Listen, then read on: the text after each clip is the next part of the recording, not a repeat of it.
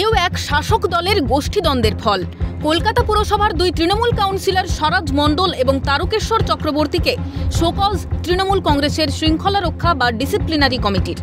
Trinamool supremo Mamata বন্দ্যোপাধ্যায়ের নির্দেশে এবং তৃণমূলের সর্বভারতীয় সাধারণ সম্পাদক অভিষেক বন্দ্যোপাধ্যায় ও রাজ্য সভাপতি সুব্রত বক্সির সম্মতিতেই শোকজ নোটিশ পাঠানো হয় এই দুই কাউন্সিলরকে।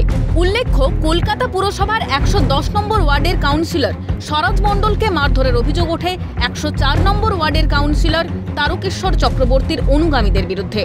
মারধরের ঘটনায় মাথা ফাটে 110 নম্বর ওয়ার্ডের কাউন্সিলর স্বরাজ মণ্ডলের। সংবাদ মাধ্যমের সামনে সরাসরি 104 নম্বর ওয়ার্ডের কাউন্সিলর তারকেশ্বর চক্রবর্তীকে নিশানা করেন আক্রান্ত কাউন্সিলর স্বরাজ মণ্ডল। আর তারপরেই এই পদক্ষেপ তৃণমূলের, যা নিয়ে জোর চর্চা শুরু বঙ্গ রাজনীতিতে। এ প্রসঙ্গে তৃণমূলের রাজ্য সহসভাপতি জয়প্রকাশ মজুমদারের মত, কলকাতা পুরসভার কিছু কিছু ওয়ার্ডের কাউন্সিলরদের কিছু অনভিপ্রেত আচরণ লক্ষ্য করা যাচ্ছিল কয়েকদিন ধরে। এ বিষয়ে দল কঠোর অবস্থান নিয়েছে। কলকাতা পুরসভার কিছু কিছু ওয়ার্ডের কাউন্সিলরদের কিছু অনভিপ্রেত আচরণ লক্ষ্য করা যাচ্ছিল কয়েকদিন ধরে। এই বিষয়ে দল কঠোর অবস্থান নিয়েছেন। মমতা বন্দ্যোপাধ্যায়ের নির্দেশ এবং অভিষেক বন্দ্যোপাধ্যায় এবং সুব্রত বক্সির সম্মতিতে দলের যে ডিসিপ্লিনারি কমিটি আছে, সেই ডিসিপ্লিনারি কমিটির অন্যতম সদস্য অরূপ বিশ্বাস, সাধারণ সম্পাদক দলের, তিনি গতকাল শোকজ নোটিশ ইস্যু করেছেন। এ প্রসঙ্গে বিজেপি কাউন্সিলর সজল ঘোষের মত, পুরোটাই তৃণমূলী নাটক। একজন হচ্ছে কি নাম তারকেশ্বর বাবু, আরেকজন হচ্ছে স্বরাজ মণ্ডল। এই দুজনের মারপিট হয়েছে, দুজনকে শোকজ করা হয়েছে, দুজনেই শোকজের উত্তর দেবে। আচ্ছা, দুজনের মধ্যে একজন তো অপরাধী হবে, এদের দুজনের মধ্যে কাউকে আদৌ শাস্তি দেওয়া হয় কিনা? পুরোটা তৃণমূলী নাটক। ওদের দলের নিয়ম হচ্ছে 25 লাখ পদার্থ দাও। তারকেশ্বর বাবু ভার্সেস এই স্বরাজ বাবুদের যে লড়াইটা, এই লড়াইটার কারণটা হচ্ছে টাকা। আর টাকার এই যে টাকার হিসেব এই আপনার কালীঘাটের কাছে ছিল না, সেই জন্য শোকজ করা হতে পারে।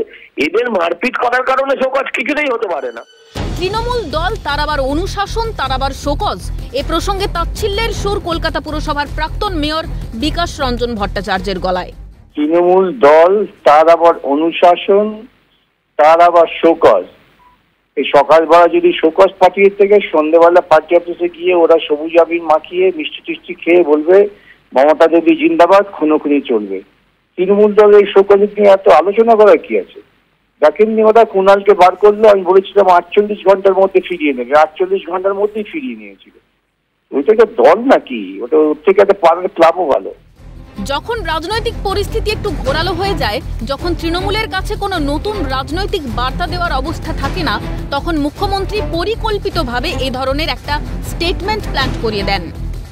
এ প্রসঙ্গে কটাক্ষ বিজেপি সাংসদ শ্রমিক ভট্টাচার্যের। জমির ওপর দখলদারি, ডিসপিউটেড প্রপার্টির উপরে দখলদারি, এলাকায় কে সাপ্লাই করবে, কিভাবে সরকারি জমির একটার পর একটা দখল করে তার উপরে দোকান করে দলিল দিয়ে তাদের বিক্রি করে দেওয়া হচ্ছে বাইপাসের ওপরে। মুখ্যমন্ত্রী জানেন না? শোকজ করছেন। অতীতেও তো শোকজ করেছিলেন, কাটমানির বিরুদ্ধে তিনি বক্তব্য রেখেছিলেন।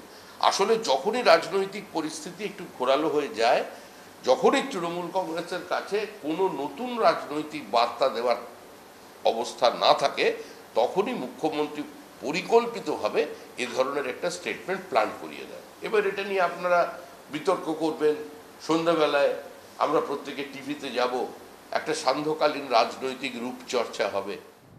ক্যালকাটা নিউজ।